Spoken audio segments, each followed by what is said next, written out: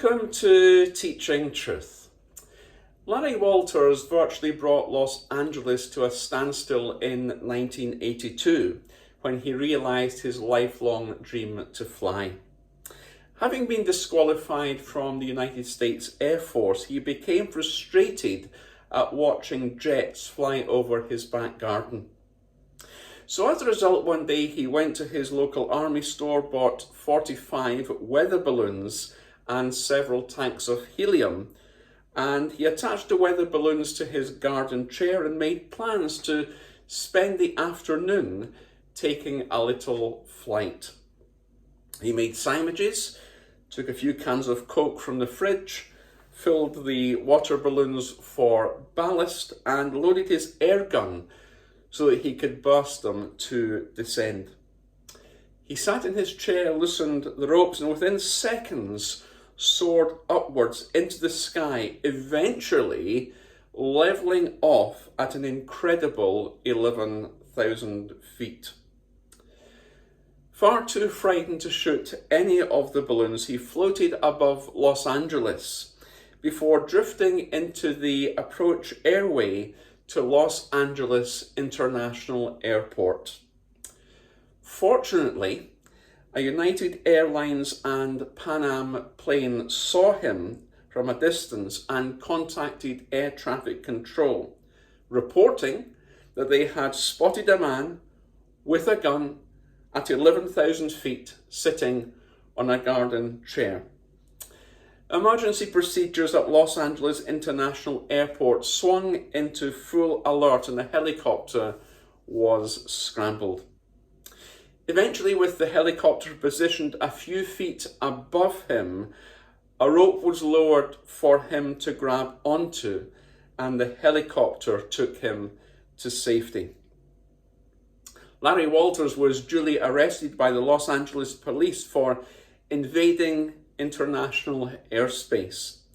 And with a hint of humour, he later told reporters that, quote, "A man just can't sit around." The stunt cost Larry Walters $1,000 in a settlement with the Federal Aviation Administration, which said in its report that he operated too close to the airport, flew in a reckless manner, and failed to make contact with air traffic control. But when quizzed later as to why he had done what he had done, he said these words: "I only did it because it was my lifelong dream to fly. I only did it because it was my lifelong dream to fly." Larry Walters went for it. Larry Walters just went ahead and did it.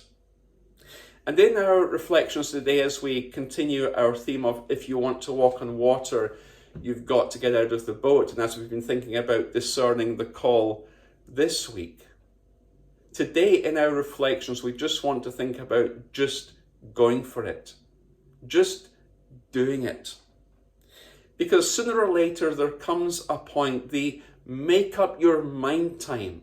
Those of you who are older may remember the program Opportunity Knocks, and Huey Green used to say it's make up your mind time. And in terms of discerning the call, there comes a point when it's make up your mind time, when we cannot remain in the boat any longer. We have to make up our mind. Are we remaining in the boat? Are we obeying the call? And are we actually spiritually and physically going for it? Are we going to go for it and just get out of the boat? See, Larry Walters said this: "A man just can't sit around." And in an altogether different sense, Peter, the disciple who stepped out of the boat, just couldn't sit around in the boat. The opportunity to engage in adventure with Jesus outside of that boat on the sea was, in a sense, too good an opportunity to resist.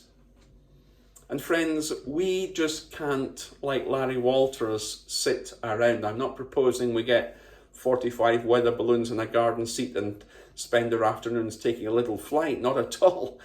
What I am suggesting is that we discern that call and that we go for it. We go for it. We come to that point of make up your mind time and we go for it. Because we will never experience the exhilaration of walking on water with Jesus unless we do go for it. Peter was the only disciple who went for it. The other disciples didn't go for it. And as a result, they missed out on the adventure. The story is told of Dr. Stephen Alford, who at a time in his life was living in his comfort zone, as it were, remaining in his boat. And as a result was like a cork in the proverbial sea, just drifting away from God, just drifting away from the church and spending his time racing motorcycles, a pastime and a hobby which he loved to do. But on one winter's night, Dr. Stephen Alford had a motorcycle accident that left him within weeks of death, a very serious and critical accident. And as he was in the hospital recovering, his father, Frederick Alford, who was a missionary in Africa, sent him a letter, and part of that letter read this: "Only one life, it soon shall pass. Only what is done for Christ will last."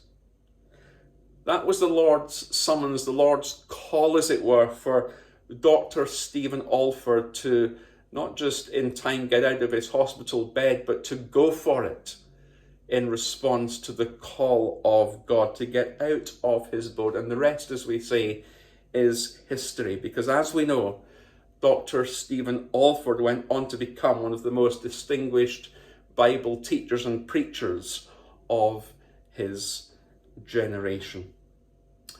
Only one life, it soon shall pass.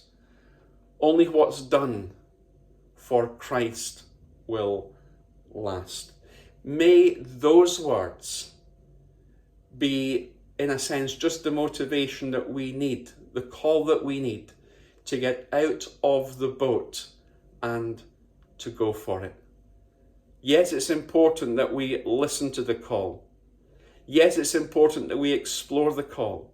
Yes, it's important that we are obedient to the call. Yes, it's important that we recognize the call will involve pain. But ultimately there comes that point where we just need to go for it.